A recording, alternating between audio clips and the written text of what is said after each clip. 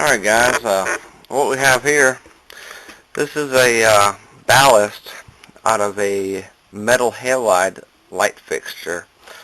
Not commonly found in residential. These are more generally found in commercial buildings, either indoors or outdoors. A lot of like parking lot lights are metal halide. Some are high pressure sodium, but changing one of these ballasts out is a little more complicated than changing out a fluorescent light fixture ballast.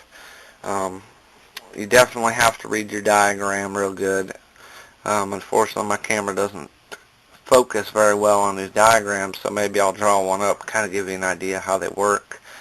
A lot of these ballasts are multi-voltage, which this one here, this is for a 400 watt metal halide M59 or H33 lamp. It can operate on 120, 208, 240, 277, and 480 volts, 60 hertz. And it also gives you the amperage.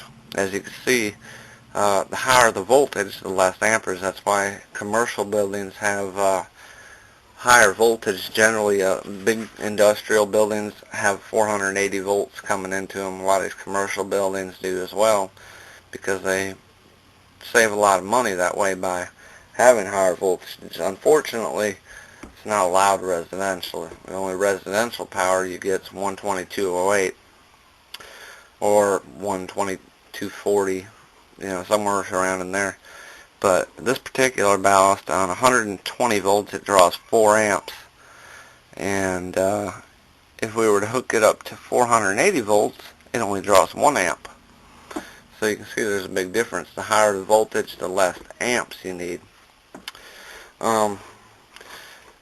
Basically, you have a ballast, and a capacitor. This is a capacitor.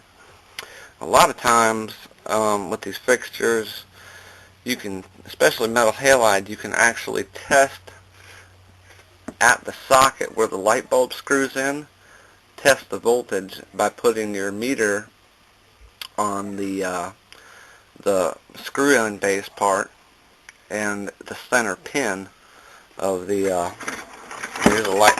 Here's actually a metal halide bulb here. You would put where this part connects, which is your center pin, that's the hot. You would connect your meter to that, and then to the outer part of the base on the inside of the socket. And you can read voltage. You can find a book usually that'll have a chart showing the approximate voltage that a fixture should be putting out. So if it's putting out the proper voltage, more than likely you have a bad lamp. Or sometimes these lights will cycle on and off. They'll come on for a little while and then they'll shut off. Usually that means you've got a bad capacitor. And a capacitor on a metal halide can also be tested by, if you have a meter that reads farads or microfarads. This particular one here, capacitor, is a 24 microfarad. So if it's within, I think it's like 10%. If it was like 23 microfarads or 25 microfarads or 24, it would be good. And if that was the case, that your voltage checked out. Well, wait a minute. Let me step back a minute. Obviously, if your voltage was good and your lamp wasn't bad, or it was cycling on and off, it would be your capacitor you'd want to replace. And if you had the wrong voltage, also check your capacitor, because that could also be the problem. But then after that, then it's time to replace the ballast. And these little things are quite expensive if you ever do replace one. Most people probably ain't going to be replacing one, because most people ain't going to have fixtures like this laying around their house. One difference is with a high pressure sodium, the ballast looks almost identical to this, except for instead of just having a capacitor, you have a igniter too, which can be it can be in a small round canister like this, or sometimes it's just a small, looks like a little printed circuit board. So there you have it. That's a metal halide ballast for you.